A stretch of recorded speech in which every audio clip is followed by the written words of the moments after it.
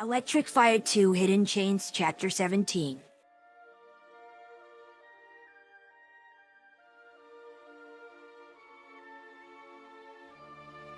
While Shadow and Metal Sonic were fighting, Eggman and Shadow's clone closed in on me despite my quills giving off sparks electricity. But then the fake Shadow slammed me up against a wall. The electricity faded for a moment. My ears drew back as I looked at the android. He stayed motionless. Then out of the corner of my eye, I watched as Eggman pulled something out of his pocket. I should have done this at the start.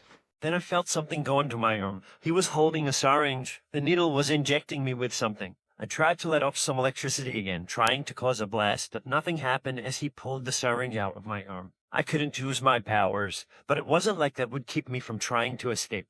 I struggled as the fake Shadow grabbed me. I couldn't do much as I was led to the elevators with him and Eggman. My struggles weren't working. It seemed I was being taken to another lab area. I wondered why would I be taken to another lab, unless if it's for something different from Eggman's previous plan. Since Shadow and I broke out of the ropes that had kept their arms and legs together, I didn't want to find out what he was planning. Though it wasn't like that room was a full-on lab. It wasn't a very big room, unlike the one I was being led to. Nothing was said between the three of us as Robotic pushed the 14 button.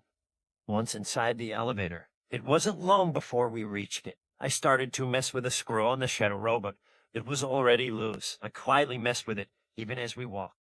It seemed to be the only piece keeping his arm from coming off. I knew little about robots, but once inside the room, the shell android pinned me down again. I took the time to take out the screw and, well, his arm fell off a wire held it on. Still, I was able to get free and dart at him and take out the wire easily. Robotic retreated to his computer to try and call in reinforcements. Once his glance was away from me, well, I hurried out of the room as fast as I could without my electric powers. I ran for the elevators. I pushed the down button. I just wanted to go down. I would have taken the stairs, but without my speed, I wouldn't be able to make it down all those flights.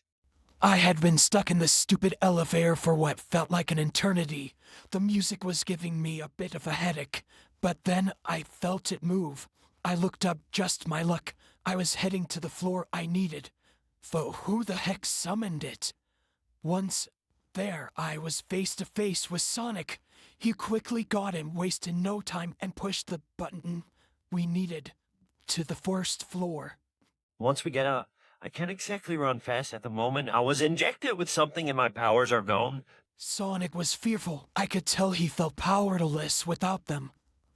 I'm sure they'll be back. That stuff probably just needs to run its course.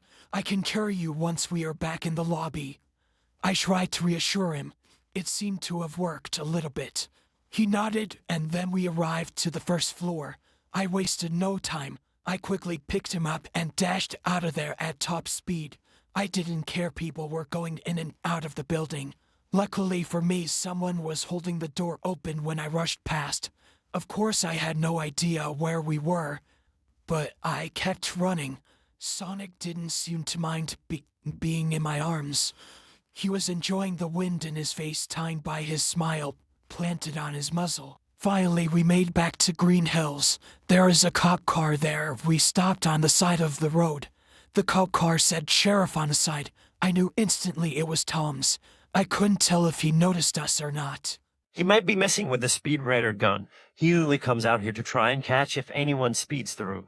I used to use it to see how fast I can go at. Sonic chuckled a bit. You could say I was messing with him back then. Sonic seemed a bit of a prankster back before he and Tom had their adventure together. He looked up to him.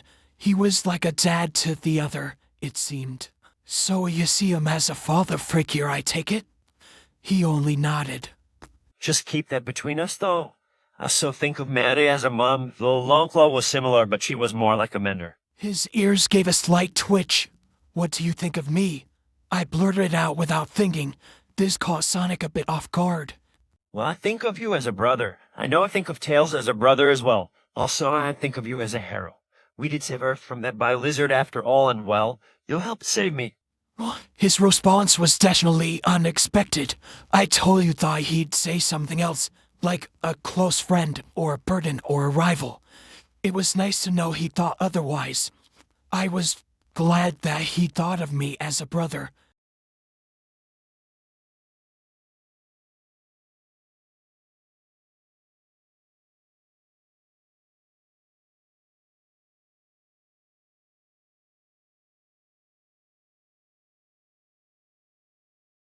What are you two doing out here? He then waved us over to the car. I carried Sonic all the way over. My arms weren't even tired of at all.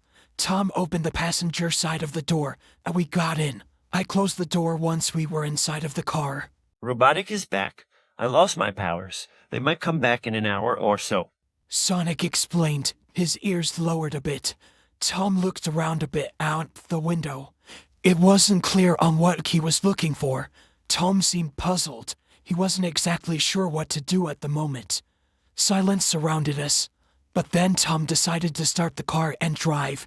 He took us to where he worked. He got out, but he'd had us stay in the car while he went in.